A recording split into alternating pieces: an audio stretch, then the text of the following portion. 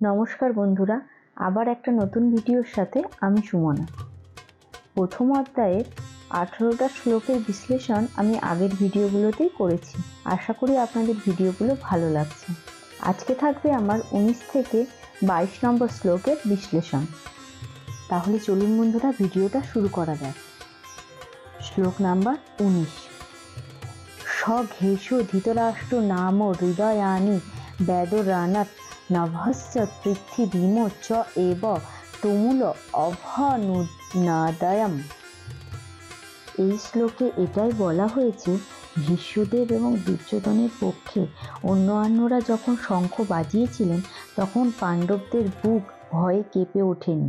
কিন্তু এই শ্লোকে এও বলা হয়েছে যে পাণ্ডবদের শঙ্খধ্বনিতে ধৃতরাষ্ট্রের পুত্রদের হৃদয় ভয়ে বিদীর্ণ হয়েছিল।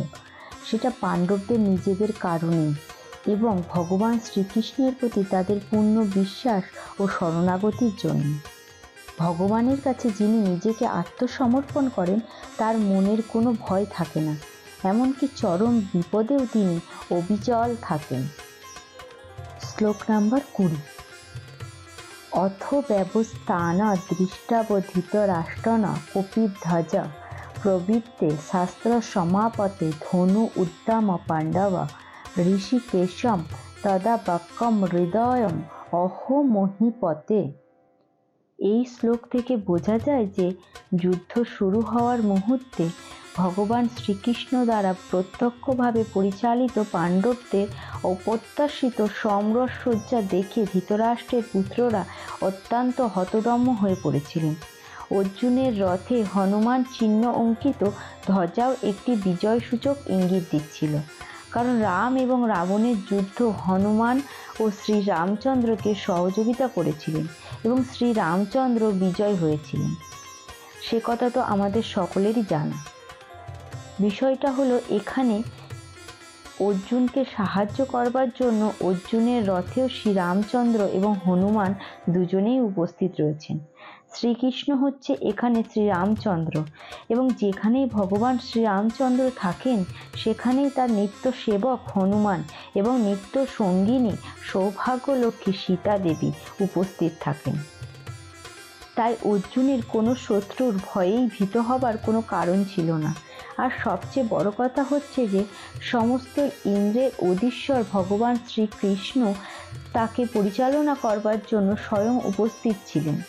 এইভাবে যুদ্ধ সম্পাদনের জন্য সমস্ত ভালো পরামর্শই অর্জুন পাচ্ছিলেন।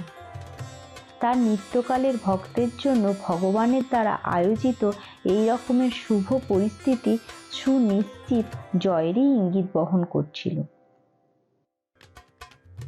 এখানে আমি 21 এবং 22 নম্বর শ্লোকের বিশ্লেষণ একসঙ্গে করেছি। অর্জুন উবাচ সেনায় উভয় মধ্য রথম স্থাপয় মে অচ্যুত যাবৎ এতা নিরীক্ষে অহম যুদ্ধ কামনা অবিস্তান কই মায়া সহ যুদ্ধ ব্যাম অস্মিন রণ সংগ্রাম সমুদ্যমে। অর্জুন বললেন, হে অচ্যুত, তুমি উভয় পক্ষের সৈন্যদের মাঝখানে আমার রথ স্থাপন করো, যাতে আমি দেখতে পারি যুদ্ধ করার অভিলাষী হয়ে কারা এখানে এসেছেন। যদিও শ্রীকৃষ্ণ স্বয়ং পরমেশ্বর ভগবান, তবুও তিনি তার অহেতুক কৃপার বশে তার প্রিয় সখার সেবায় নিয়োজিত হয়েছিলেন। ভক্তের প্রতি করুণা প্রদর্শনে ভগবান কখনো চ্যুত হন না, তাই তিনি তাকে এখানে অচ্যুত বলে সম্বোধন করেছিলেন। যদিও তিনি তার ভক্তের রথের সারথি হয়েছিলেন, তবুও তিনি তার পরম পদ থেকে চ্যুত হননি। সকল অবস্থাতেই তিনি পরমেশ্বর ভগবান বা সমস্ত ইন্দ্রের অবিশ্বর ঋষিকেশ। ভগবানের সঙ্গে ভক্তের সম্পর্ক অত্যন্ত মধুর ও অকৃত্রিম। ভক্ত সর্বদাই ভগবানের সেবায় উন্মুক্ত, তেমনি ভগবানও তার ভক্তের কোনো সেবার জন্য সর্বদা সুযোগের অন্বেষণ করেন। ভগবান যখন তার কোনো শুদ্ধ ভক্তের আদেশ অনুসারে তাকে পরিচর্যা করার সুযোগ পান, তখন তিনি নিজে আদেশ করবার থেকে অধিক আনন্দ উপভোগ করেন, যেহেতু তিনি হচ্ছেন ভগবান।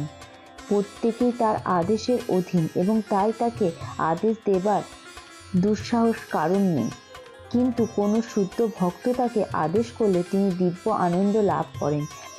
যদিও সকল অবস্থাতেই তিনি অচ্যুত প্রভু ভগবানের শুদ্ধ ভক্ত হওয়ার ফলে অর্জুনের জ্ঞাতি ভাইদের সঙ্গে যুদ্ধ করবার মতন কোনো বাসনাই ছিল না। কিন্তু কোনো রকম শান্তিপূর্ণভাবে মীমাংসা করে নিতে দুর্যোধন রাজি ছিল না, তাই বাধ্য হয়ে তাকে যুদ্ধে অবতীর্ণ হতে হয়েছিল। তাই তিনি যুদ্ধের আগে রণাঙ্গনে উপস্থিত মুখ্য ব্যক্তিদের দেখার জন্য উদ্গ্রীব হয়ে উঠেছিলেন।